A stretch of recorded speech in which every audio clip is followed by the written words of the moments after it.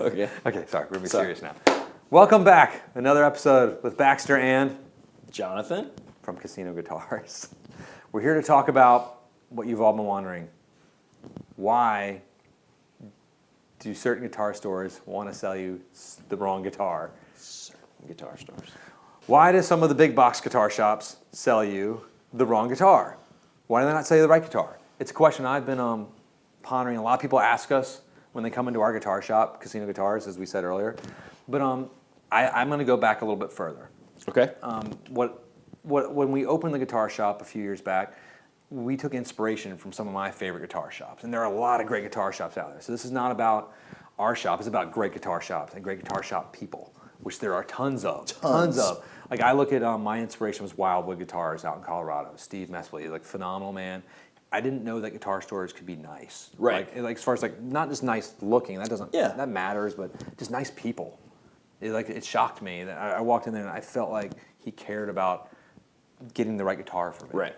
And he has a staff of maybe 12 or 10, and it's a monster. This guitar shop's a monster. They have like 4,000 to 5,000 to 6,000 guitars on stock in a small shop and warehouses in the back. And then there's guys like Wilcut Guitars in Kentucky too.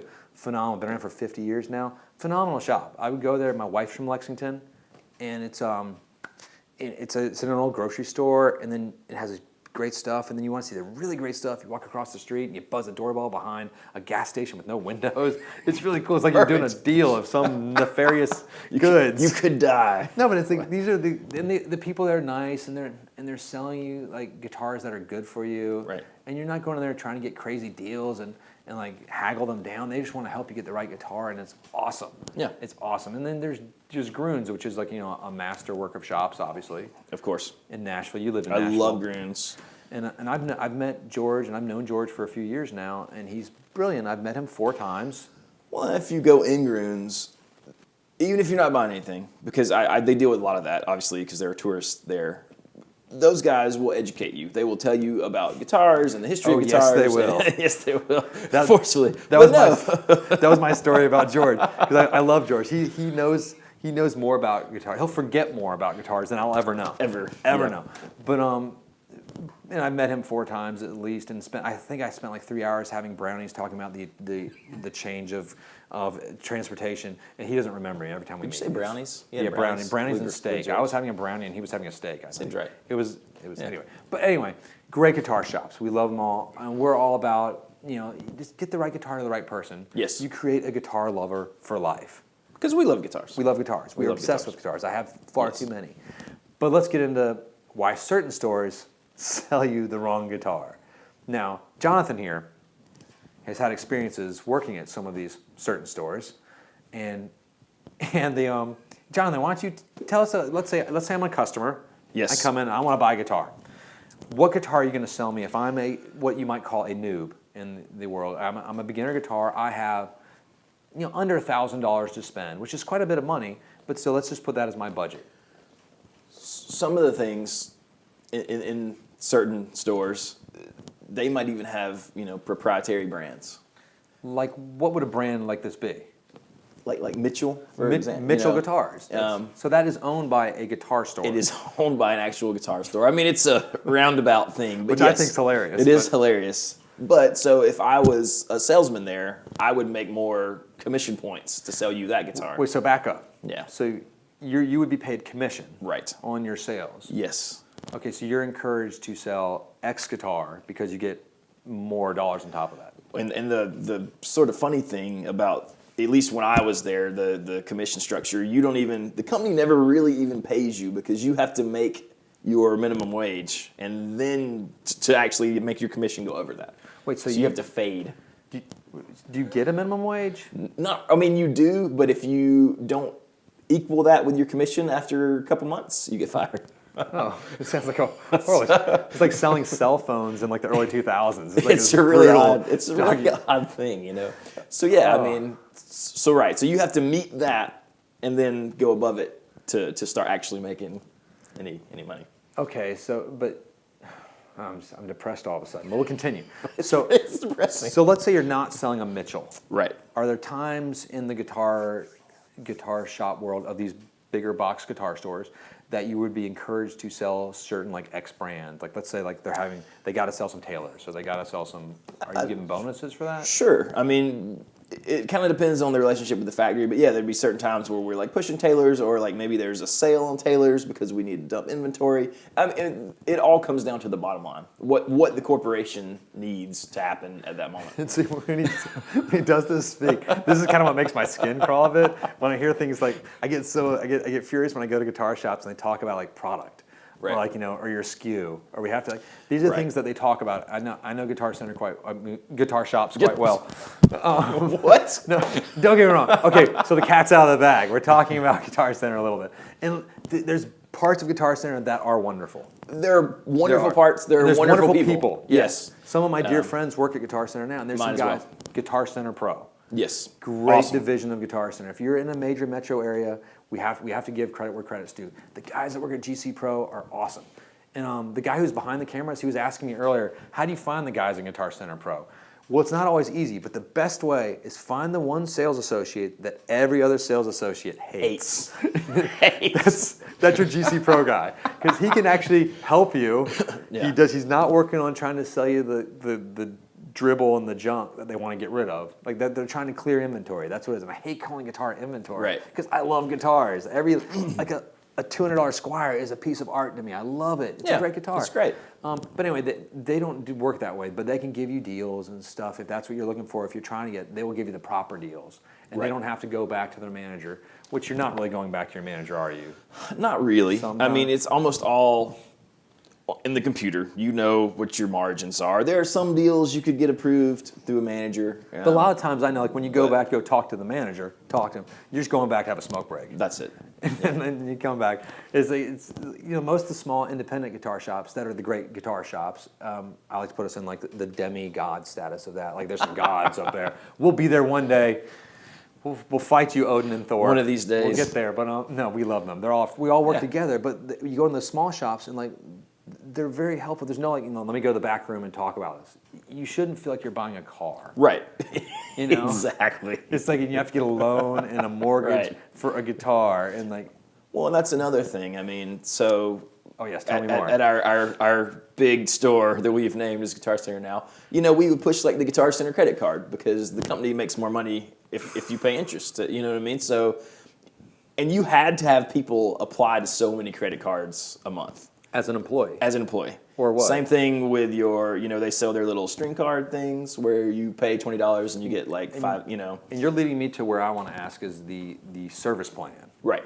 So this is tell us about the service plan, Jonathan. The service plan, most of the guys I know who work there hate the service plan because it doesn't really take care of you. Like it's pitched as, if you buy this guitar and you break it, just bring it to us and we'll take care of it. But really, it's bring it to us and we'll hand you the brochure and say, here's the 1-800 number to call. Oh. Good luck. And what is the basic fee on that service plan? Do you remember? It was like a percentage of the guitar? It is a percentage, and I don't really remember what it is. Okay, so that's how it's based. So if you're buying a really nice guitar, it's higher. It's higher. And I mean, you could add $200 or $300 easily, and you'd have like a year or a 2-year option. And you always are supposed to downplay. The manufacturer warranty doesn't really cover these things. It's accidental stuff. Let me put a big banner. It does. The manufacturer warranties are great. Because they're great. True. Fender 5-year warranties a lot, and like some longer than the thing you're buying. I know, which makes no sense. And lifetime warranties on Taylor guitars, except for electronics. Right. And like most of the manufacturers really want to take care of the line in you because they want you as a lifetime customer of that guitar. Like with Taylor, they're brilliant with it. They have the GS Mini, the 100, then you just walk the line up, and they get better as it goes, and it makes sense. Some of the lines are confusing. The only good thing about their pro coverage is that it will cover accidents, like you said on your GS Mini. That's awesome. That's cool. But it is much harder to get that to happen than to just bring it back in the Guitar Center and say, hey, I said on my GS Mini. You have to call a number. You have to talk to people. It's a kind of a. And what I've found, because before we had a guitar shop years back, I would go to guitar stores. Like let's say I have an issue with a guitar I bought from, I'll say Wildwood. Sure. I would just call the owner of Wildwood up, Easy. and he would talk to me, which always amazed me. Like when we had our child too, like one of our first child, like he would like send us T-shirts. He didn't charge us. Right. And like and they're expensive things. You Yeah. send across country. That's in Colorado. We're in North Carolina. Absolutely. That's the thing I've learned, like from the big box stores, not just guitar centers. Like there's Music 1, 2, 3. There's like Right. all sorts of these shops that you go into, and it kind of makes your skin crawl a little bit. The things that would drive me nuts is besides selling you the wrong guitar, it's a very intimidating place to go into, and so that leads to you buying the wrong guitar. And then you don't know what to do when you have this guitar at home and it's just not the right guitar. Like, this is a cool guitar right here. Let's look at this thing. This is the Flying V from Gibson. It's an amazing guitar. Now, if I'm a beginner, though, I'm not going to know what to do with this, though. Or if I want to sit down and play it, I have to sit, I have to do the Randy Rhoads thing across the cross, which is awesome, but it's the wrong guitar. And I didn't buy it for the right reasons. It's and guitar, I don't know, the guitar shops, they almost cultivate this, I see, like with the people they bring in to work there. That's another thing with the large stores. There are so many employees, and those employees are all fighting for those commissions. See, I forget about that because most small shops don't work on that. We don't work that way, So when your paycheck depends on, could I sell a dozen guitars this month? Hi-ya. And maybe I don't. Well, that's my kung fu. I just want hi-ya.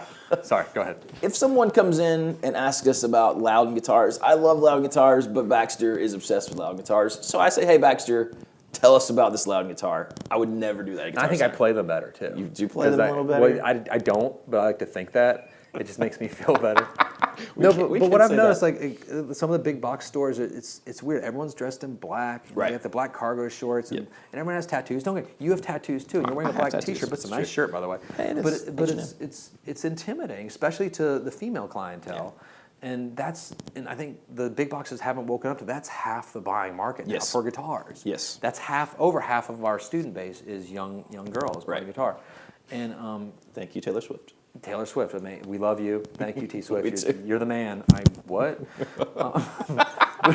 No, you are. You know what I mean. But it's very. You walk in, you have a guy.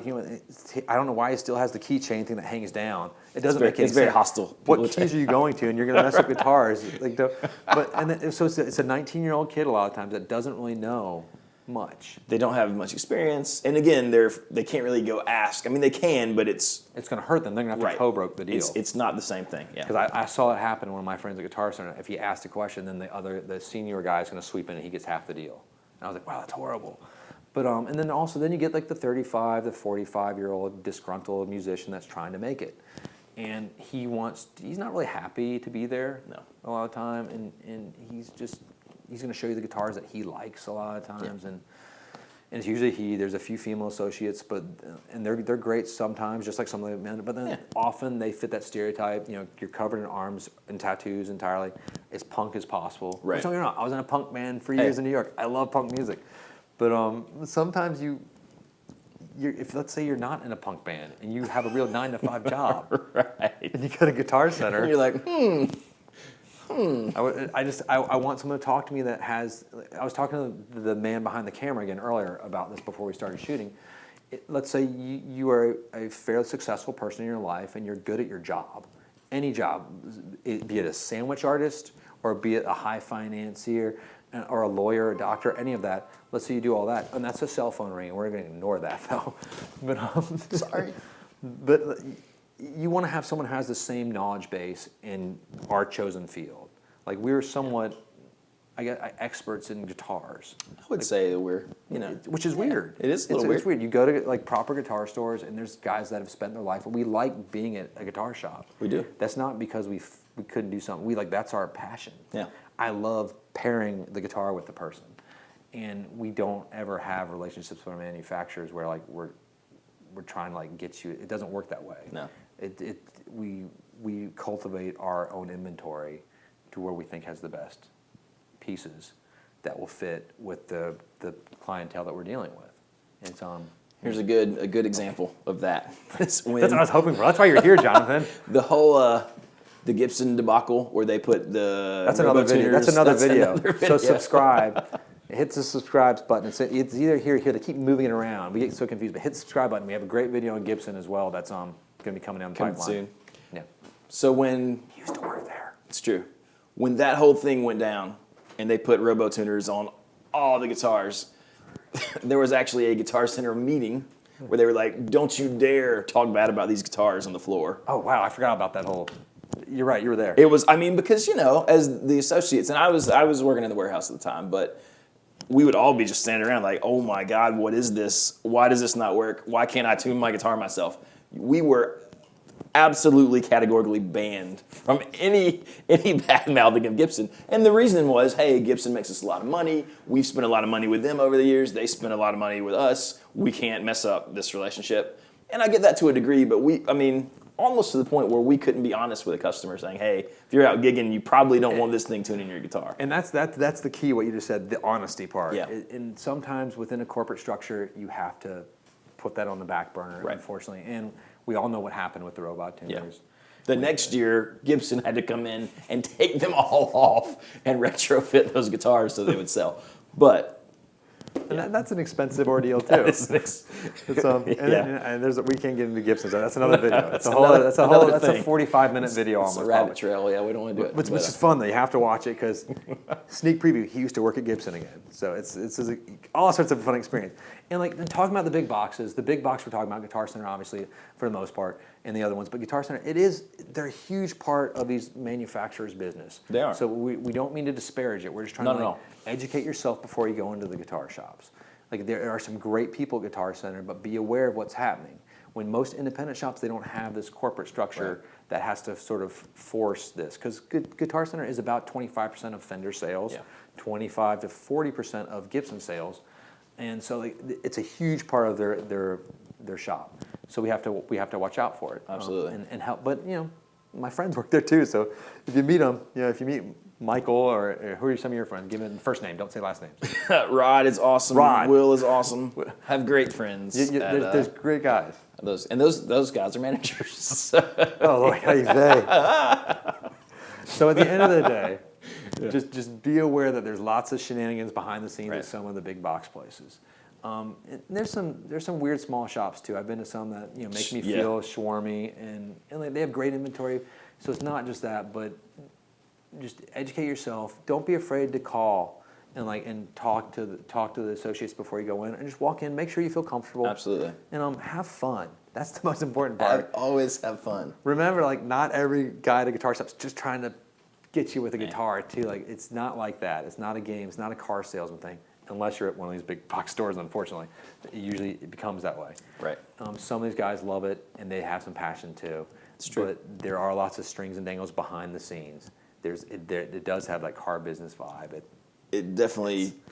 And I hate that. It's not even their fault. The corporate structure kind of it just kind of lends itself. It mandates it to be that. And so. But again, you can have tons of fun at Guitar Center because what I like to do, I'm a decent guitar player. I still go there sometimes. You go to the little used sections. There's some fun stuff there. I go in there and I start playing Stairway to Heaven. And obviously everyone's like, don't, but I mess it up repeatedly over and over. And then then someone comes and gives me some tips, and I'll don't play it right for a little bit. And then it makes them happy, and it makes me happy. And everyone smiles. I don't tell them I play guitar. It's a joyous thing. So that's what Guitar Center is for. Or you can go around play with all the knobs a little bit and turn the mids all the way up. And anyway, all fun things. I hope this was some help. Just again, Jonathan, thank you for your inside knowledge, because I've never worked at a big box shop like that. I have. You have, and you've survived to tell. I survived. Congratulations. Thank you. Thanks for watching. Thanks for subscribing. Enjoy the rest of our videos. We have tons of conversational ones coming out. And there's lots of, obviously, 98% of them are us playing guitars and whatnot. True. And if you have any comments, please shoot them in. Questions, we answer them. We love questions. And thank you so much, everyone. Have a good day.